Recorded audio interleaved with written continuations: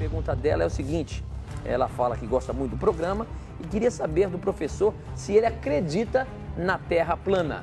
Você acredita, professor, que a Terra seja plana? Jamais eu acreditaria numa coisa tão ridícula, absurda dessas aí. Peraí, mas isso aí não está na Bíblia? Tem gente que, na sua imaginação fértil, acha que está na Bíblia, né? Eu fico extremamente chateado e até envergonhado quando eu ouço esse tipo de opinião, porque quando um ateu lê que alguns cristãos defendem a ideia da Terra plana, ele vai pensar assim, bom, eu vou ficar no ateísmo mesmo, porque se for para eu virar cristão e ficar ignorante como eles, então eu não quero ser cristão. E desde quando a mensagem da Bíblia foi deixada para agradar aos homens? Por que persuado eu agora a homens ou a Deus? Ou procuro agradar a homens? Porque se estivesse ainda agradando aos homens, não seria servo de Cristo. Gálatas 1:10. Então, essas pessoas que alegam que a Terra é plana, elas deveriam parar de envergonhar os outros cristãos. Por quê? Simplesmente, elas não podem negar todas as fotos que a NASA tirou do planeta Terra, pelo espaço, pelos satélites, né? Mostrando que a Terra é arredondada e achatada nos polos. Como é que você vai negar isso? O mais conhecido astrofísico da atualidade negou que a Terra seja uma esfera perfeita. Para ele, a Terra tem formato oblato, como uma pera, contrariando sem querer as fotos e filmagens da NASA. Pear-shaped, pear-shaped, pear-shaped. Então, meu amigo, por favor, eu lhe peço em nome de Cristo, não espalhe essa bobagem. Eu creio que todo pastor de igreja séria deveria disciplinar eclesiasticamente pessoas que fazem uma barbaridade dessas, que ficam afastando os ateus mais ainda da Bíblia, por causa dessas opiniões absurdas. Em Josué capítulo 10, lá é dito que o sol e a lua pararam. Então Josué falou ao Senhor, no dia em que o Senhor deu os amorreus nas mãos dos filhos de Israel, e disse na presença dos israelitas, Sol, detente em Gibeon, e tu, lua, no vale de Ajalon. E o sol se deteve, e a lua parou, até que o povo se vingou de seus inimigos. Isto não está escrito no livro de Jasher? O sol, pois, se deteve no meio do céu, e não se apressou a pôr-se quase um dia inteiro. E não houve dia semelhante a este, nem antes nem depois dele, ouvindo o Senhor, assim, a voz de um homem, porque o Senhor pelejava por Israel. Josué 10, 12 a 14.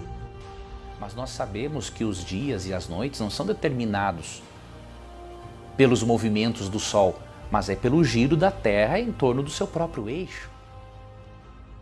E disse Deus, haja luminares na expansão dos céus, para haver separação entre o dia e a noite, e sejam eles para sinais e para tempos determinados e para dias e anos. Gênesis 1:14.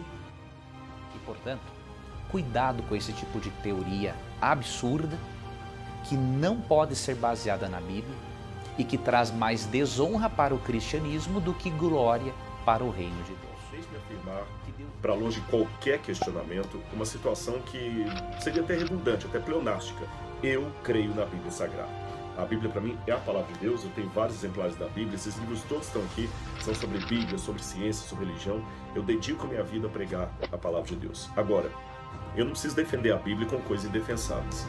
Então, tudo bem, o pessoal está falando que eu disse que a Bíblia afirma que a Terra é plana. Não, o que eu não disse não foi isso. Eu disse foi que, na época bíblica, aquelas pessoas que viviam naquele tempo, havia alguns que acreditavam numa Terra plana, num disco.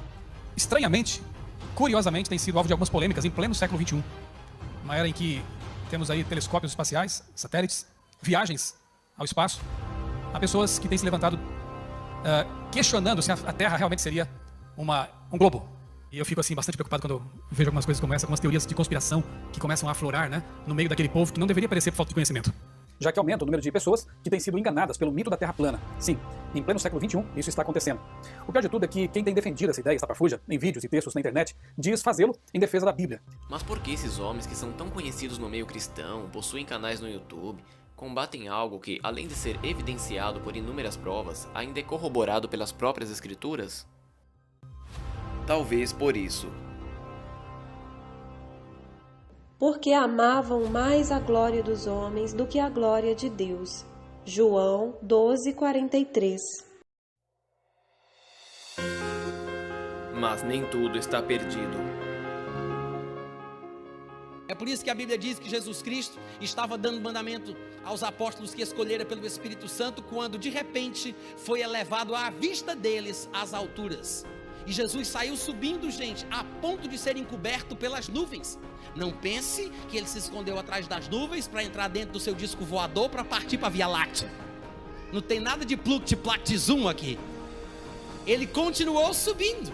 Na verdade, ele atravessou todas as camadas atmosféricas. A troposfera, a estratosfera, a mesosfera, a termosfera, a exosfera. Sim, eu estou desprezando a ionosfera e a ozonosfera de propósito. Ele passou todas as camadas atmosféricas, que é o que a gente chama de primeiro céu, a Bíblia chama de primeiro céu. Chegou no firmamento onde estão as estrelas de Deus e as águas acima do firmamento.